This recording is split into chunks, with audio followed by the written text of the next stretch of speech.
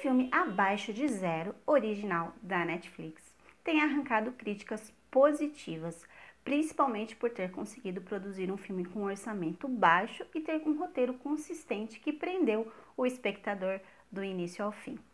Mas precisamos falar mais sobre isso. Olá, eu sou a Marcelene Silveira e hoje vamos falar sobre o filme Abaixo de Zero, filme estrelado pelo ator Javier Gutiérrez, que por sinal já havia protagonizado outro filme da Netflix em 2020, o filme A Casa, que eu tenho um vídeo gravado falando desse filme. Se você não assistiu ainda, vou deixar aqui o link para você acessar esse vídeo. É estrelado pelo ator, então, Javier Gutiérrez e é dirigido pelo jovem diretor Luis Quiles, que tem apenas 7 filmes. Não estou aqui desmerecendo que o diretor é jovem e que ele tem só 7 filmes, isso não é um problema, desde que o filme tenha algum sentido, faça algum sentido, que para mim esse não foi o caso. A história do filme se desenrola a partir do momento em que um policial, que é o personagem do Javier, ele está numa nova delegacia, ele foi transferido, ele está numa nova delegacia, ele chega nessa delegacia, ele já encontra um clima bem difícil, um clima pesado, onde você percebe que não tem um clima de trabalho em equipe, há falta de estrutura e enfim. E ele recebe em sua primeira missão, nessa nova delegacia, fazer a transferência de 5 presos para uma outra prisão, sendo que desses 5 presos havia entre eles um preso muito perigoso. Aí, gente, sinceramente, eu encontrei nessa história um monte de absurdo, diversos absurdos. Eu comecei a assistir, às vezes eu olhava pro meu marido que estava do meu lado, eu falava assim, gente, o que é isso? O que está acontecendo? Não é possível.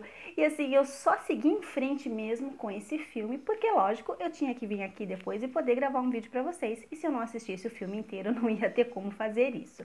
Mas enfim, eu listei aqui alguns desses absurdos e eu gostaria de deixar bem claro que alguns desses absurdos que eu vou citar aqui pode ser um pequeno spoiler, não muito grande, mas pode ser um pequeno spoiler, então fica a seu critério seguir daqui em diante, ok? O primeiro grande absurdo, na minha opinião, foi realizar uma transferência de presos, sendo que dentre esses 5 presos havia um prisioneiro muito perigoso, no período da noite. E o caminhão, né, que estava fazendo esse transporte, ele ia passar por uma estrada com pouca iluminação e assim, era óbvio que poderia haver alguma emboscada. A gente já viu isso 1 milhão de vezes, que mesmo coisas que são feitas na surdina, né, são transferências secretas para que realmente não haja o risco de haver algum ataque a esse comboio. Mas, gente, eu achei isso um absurdo, fazer transferência de presos no período da noite, onde o caminhão, né, o carro que seja, independente do tipo de veículo que está sendo utilizado, ele pode ser alvo de um ataque, com certeza. Então, esse para mim foi o primeiro absurdo. O segundo grande absurdo para mim foi a escolta desse caminhão. O carro foi escoltado por apenas uma viatura com 2 policiais. Então, dentro do caminhão haviam 2 policiais, um motorista, que era o personagem do Javier, que é o personagem principal, mais um parceiro dele, que ficava na parte de dentro, junto com os presos, e essa viatura que seguia em frente, né, na frente do caminhão, um abre-alas, com apenas 2 policiais. Eu achei isso muito, muito absurdo, porque você não faz uma transferência de presos importantíssimos, perigosíssimos, com pouca força policial. Para mim, isso foi um grande absurdo. Então, para mim, esse é o segundo absurdo que eu identifiquei nessa história. O terceiro absurdo, gente, o caminhão, a parte interna dele era dividida em celas em que os presos ficaram presos individualmente. Só que a cela de cada preso, ela era fechada apenas por 2 alavancas, não era trancada. Então, facilmente, qualquer um que tivesse um mínimo de inteligência e tivesse a oportunidade, o momento ideal e aproveitar essa oportunidade, ele ia conseguir abrir essa cela com facilidade. Então isso eu achei extremamente absurdo, porque como que você coloca um preso dentro de uma cela apenas fechada por uma alavanca? Sem um cadeado, sem uma tranca? Ah, isso foi demais pra mim, eu realmente achei absurdo.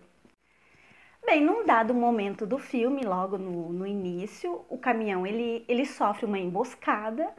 Ó, e aí o policial que estava dentro, junto com os presos, sai para ver o que aconteceu. Inclusive, ele vê de longe a viatura que estava na frente parada e sem resposta. E aí ele desce para ir verificar o que está acontecendo. Ele como não dá retorno pro parceiro dele que está no caminhão, o parceiro dele sai para saber o que aconteceu e começa um tiroteio. Aí vem um outro absurdo, gente. Começa um tiroteio e as balas da arma do policial acabam e ele não tem nada para repor. Onde já se viu um policial que não tem balas para repor a sua arma? Gente, aonde isso? Em que lugar do mundo? Por mais precária que seja a força policial, eu acho que ter balas para repor uma arma, eu acho que é um mínimo. Então eu achei isso extremamente absurdo, não ter balas para repor a arma do policial. Um pequeno detalhe que para mim assim é um pouco de exigência da minha parte, mas vamos lá. É um caminhão blindado. Só que o vidro quebrou extremamente fácil, quebrou com uma extrema facilidade quando o homem misterioso que estava atacando o comboio começa a atirar no caminhão e aí o vidro se estoura rápida, com muita facilidade, obrigando o policial, né, se recolher para dentro da cela onde estão os presos. Então isso eu achei extremamente ridículo. Um caminhão blindado que é facilmente atacado. Oi? Não entendi. Mais uma vez, eu volto a falar, tá fazendo uma transferência de 5 presos, sendo que dentro desses 5, né, entre esses 5, tem um muito perigoso. E você não faz um monitoramento desse caminhão? Ah, gente, de novo, por mais precário que seja, não existe um monitoramento para poder ir acompanhando passo a passo até que ele chegue no destino final. E se acontecer alguma coisa, que haja rapidez no envio de reforço. Ai, eu sei que eu tô sendo um pouco exigente, porque se não tivesse acontecido todas essas coisas, eu acho que não teria filme. Mas eu achei demais isso, uma transferência de presos e o caminhão não é monitorado. Ok, me chamou assim de bobinha, né? Não, só que pra mim, eu não engoli essa. A comunicação. Logo que o Javier percebe, né? Eu tô chamando ele de Javier porque eu não lembro o nome do personagem, gente. Javier é o nome do ator. Quando o Javier percebe que tem alguma coisa errada, ele tenta se comunicar com a central para pedir ajuda. Ele não consegue. Aí, mais lá na frente, quando o parceiro dele desperta, né? Depois ele acorda e vê que o caminhão sumiu, ele também tenta se comunicar com a central e também não consegue. E aí, gente, vamos falar a verdade? Que comunicação é essa que não funciona?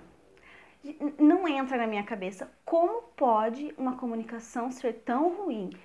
Não entra na minha cabeça, eu já falei, não entendo, por mais precária que seja a estrutura de uma força policial, não tem comunicação, quer dizer, o policial ele fica à deriva, porque a falta de estrutura, então se ele precisar de reforço, se ele precisar informar alguma coisa urgente, não tem comunicação com a central.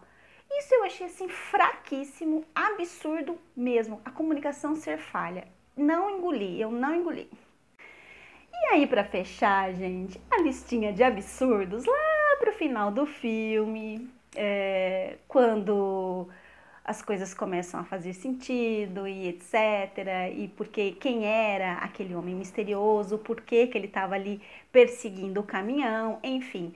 Aí, depois de tudo que o policial, né, o Javier passou, já não precisando nem tanto mais do reforço naquele dado momento, aí chega o reforço com um helicóptero e um exército de policiais. Então me explica, como que na transferência manda só 2 policiais de escolta e a hora que, sei lá como que que eles ficaram sabendo do que aconteceu com o caminhão, porque como mostrou claramente que a comunicação foi falha, a comunicação não existiu, aí chega helicóptero e um batalhão de policiais. Agora não precisa, né? Agora o Javier se vira sozinho, não precisava de mais ninguém. Então, esse foi o último absurdo que eu identifiquei no filme. Agora, vamos lá, eu fui muito exigente. Eu acho que eu tô acostumada a ver filmes policiais com um pouco mais de qualidade no roteiro. Mas vamos falar de algumas coisas positivas do filme, não são só coisas ruins. Eu acho que o filme, ele cumpriu a parte inicial do filme em que aquele mistério, aquela tensão de suspense policial, a gente não sabia o que estava acontecendo fora do caminhão, então até saber quem é que está ali, aquele mistério todo, realmente foram sequências boas, que realmente rendeu um momento de tensão ali, que deixa a gente um pouco tenso, pensando o que está acontecendo. E depois, eu acho que o que segura mesmo a história do filme, gente, é saber quais são de fato as motivações desse homem misterioso, por que que ele fez essa emboscada.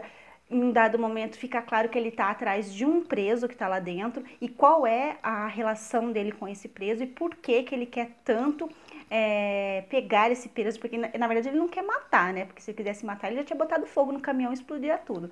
Mas quais são as motivações, o que levou ele até aquilo? Então, assim, o filme, eu identifiquei essa listinha de coisas absurdas, mas, como eu disse, tem esse lado positivo da parte inicial do filme, da tensão, um momento de entender o que estava acontecendo e segurar a história até o final para saber que mistério é esse. Salvo os absurdos, então, ok para um entretenimento, caso você não seja tão exigente como eu, para encontrar um roteiro com mais qualidade. Espero que tenha gostado do vídeo. Se gostou, dá um like e compartilhe esse vídeo com uma pessoa que você sabe que vai gostar dessa dica. E a gente se vê no próximo vídeo.